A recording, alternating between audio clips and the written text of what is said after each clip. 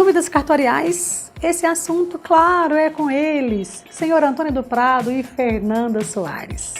E nós voltamos com ele, senhor Antônio do Prado, príncipe Fernanda Soares, como a gente havia dito a vocês. Sejam bem-vindos. Muito obrigada. Obrigado. E seu Antônio, no programa anterior, fez uma observação que eu achei pertinente, seu Antônio. E o que o senhor tinha falado mesmo foi em relação à procuração... A procuração simples, ela morre junto com a pessoa, né? E agora tem a procuração em causa própria, parece que é o contrário. E gostaria que a Fernanda esclarecesse, né? Antes de esclarecer, Fê, me explica o que é procuração em causa própria. A procuração em causa própria, na verdade, ela é uma escritura pública de procuração em causa própria. Ela é um instrumento que ela possui duas finalidades. Pode ser utilizada como procuração, que é um documento de representação, e pode ser utilizado também como um documento de transferência de propriedade, como se fosse uma escritura de compra e venda. Mas como que eu vou dar uma procuração em causa própria para mim mesmo? Explica isso. Bom, é o seguinte, eu tenho uma negociação de um imóvel, por exemplo. Sim.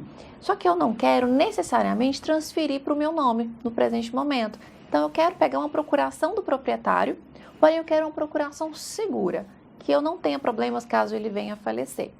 Nessa situação, eu posso fazer a escritura pública de procuração em causa própria, que se eu resolver vender o imóvel para um terceiro, eu vou utilizar esse instrumento como se fosse uma procuração e vou transferir a propriedade representando o vendedor. Mas e aí até então o imóvel fica no nome do ordinário? No nome do proprietário, sim, que é o outorgante.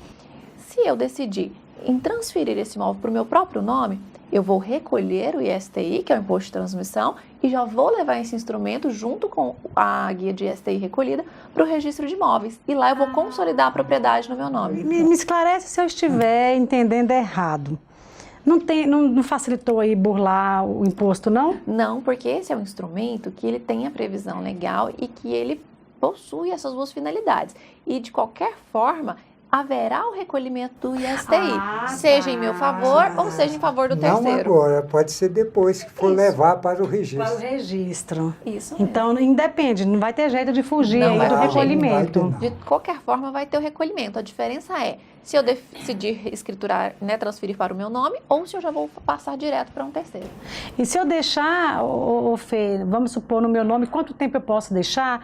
Eu faço a procuração para que eu fique segura, porque caso a pessoa faleça, vai comunicar com os herdeiros, né? Você já falou que eu tendo essa procuração, me resguarda disso, né? E por quanto tempo? Isso, é importante lembrar, Belinha, ela resguarda, mas a pessoa não pode também deixar isso se prolongando no tempo, porque ela resguarda a questão de o vendedor ter dado o consentimento, ter transferido a propriedade. Porém, ela não resguarda com relação a bloqueio de bens, a uma indisponibilidade. Que bom você falar isso. Então, se tiver porventura ocorrido o falecimento daquele vendedor, tem um documento que me garante, eu vou e finalizo. Mas se durante esse meio tempo esse vendedor teve bens bloqueados pela justiça, né, aconteceu alguma penhora daquele imóvel, com relação a isso, não garante. Então, não é um instrumento que também pode se deixar por longo prazo. Agora, para garantir mesmo, é registrando em cartório a transferência. Quem não registra não é dono, né? E é verdade que a procuração pode ser revogada mesmo contendo nela a cláusula de irrevogabilidade, retratabilidade, mesmo que sendo retratável, é possível? É possível, Belinha. Mesmo com a cláusula? Isso, mesmo com a cláusula. Muitas pessoas têm essa dúvida.